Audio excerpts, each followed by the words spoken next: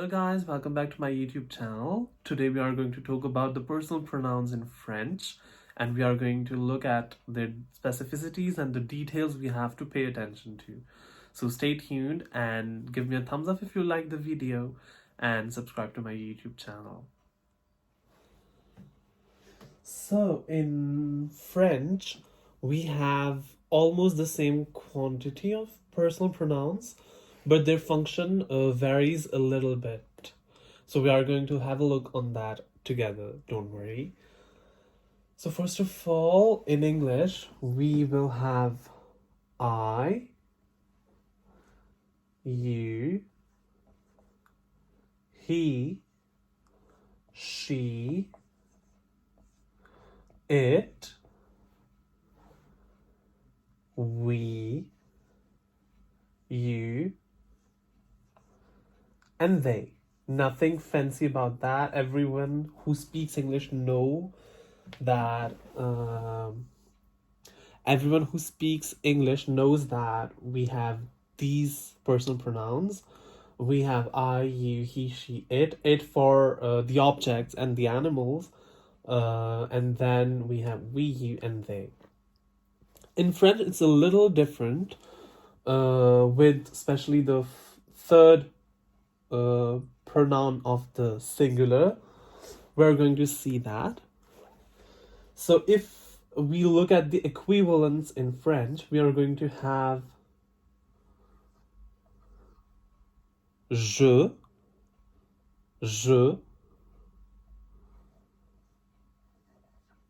tu,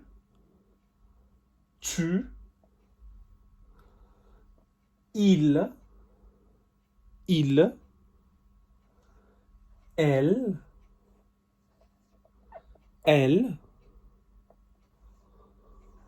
on, nous,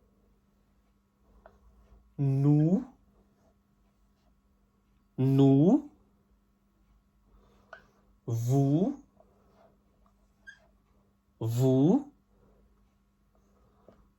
il, elle.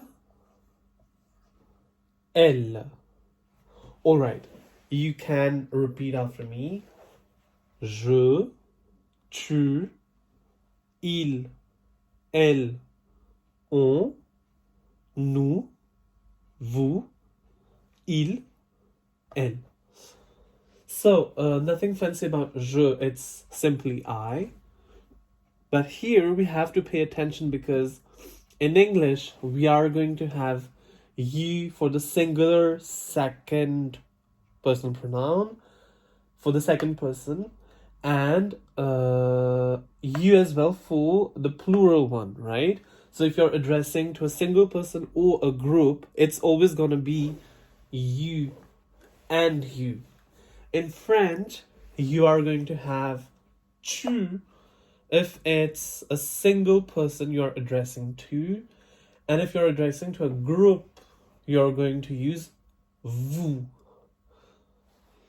So in French, there is a specificity to it. We call it tu, toi, mon. Tu, toi, mon. Which is the fact that you're going to address someone with a tu. You can address like that to people you know, your colleagues, your family. It's familiar. Whenever you're familiar with someone, you can use this personal pronoun to address to that person. Then, contrasting with the tutoiement, we'll have another word which is called vous, voiement, vouvoiement. It's to address to a group of people, but also to someone you're not familiar with, you're cordial with. For example, your boss, you're going to use this pronoun even if he is a single person. or someone you don't know, you are going to address to that person with a little bit more respect, right? So that aspect of vouvoiement and tutoiement does not really exist in English, right? We'll only going to have you and you each time, but here in French, that's different.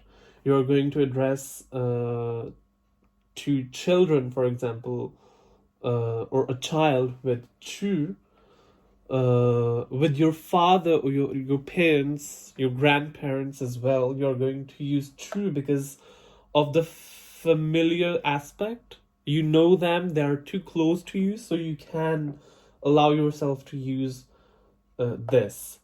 But with your boss, you're going to use the second person plural personal pronoun, vous.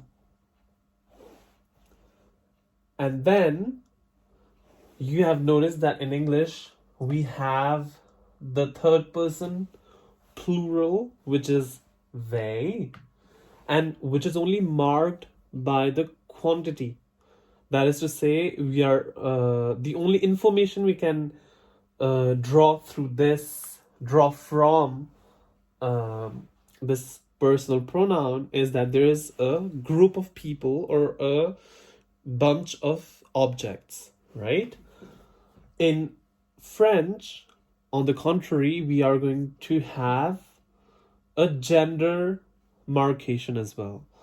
So if we have, for example, il with an S, which signifies that there is a plural, so the S gives us the information about the quantity, the plural, but il gives us the information about the gender. So if there's a majority of people, so if there's a group of people with a majority of men in it, we are going to address to that group as il. But if in that group there are only women, we are going to address to that group with the pronoun elle. Again, with the S at the end, which gives us the information about the plurality. And then we have elle, which gives us the information about the gender. So repeat after me.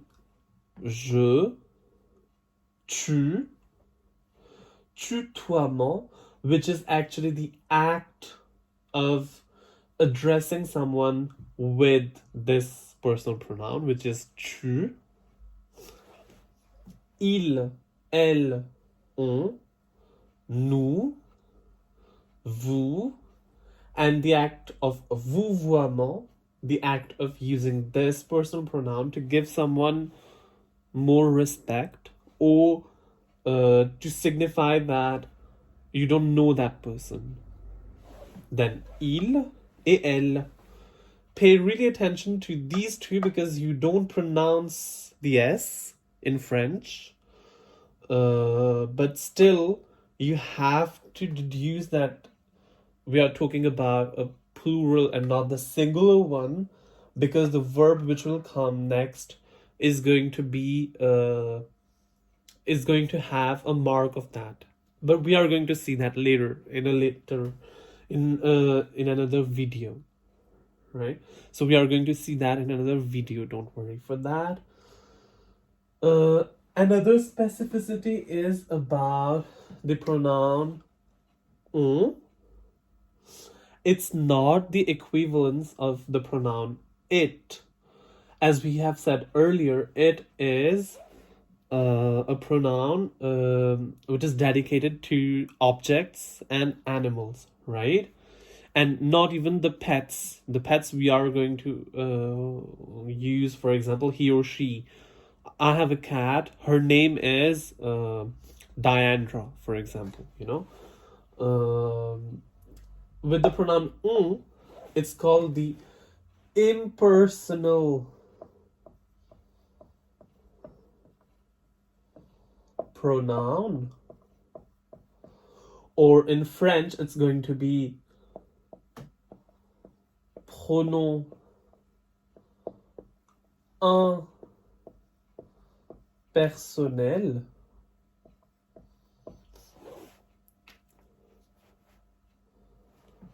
This actually can replace any of these personal pronouns. When we don't want to highlight the personal pronoun, we can use this. We can use in a phrase, we are going out, on va sortir, they told me something, and we don't want to reveal who told us something, we are going to use the impersonal pronoun that on m'a dit. They told me, but who told you? We have no idea, you know? We don't want to reveal the information, so we are going to use the impersonal pronoun. So, that's all we have in terms of personal pronouns in French. Je, tu, il, elle, on. Nous, vous, il, elle. So guys, I hope you have liked my video. If you did, give me a thumbs up and subscribe to my YouTube channel. I'll come again with another video with another lesson. So till then, goodbye.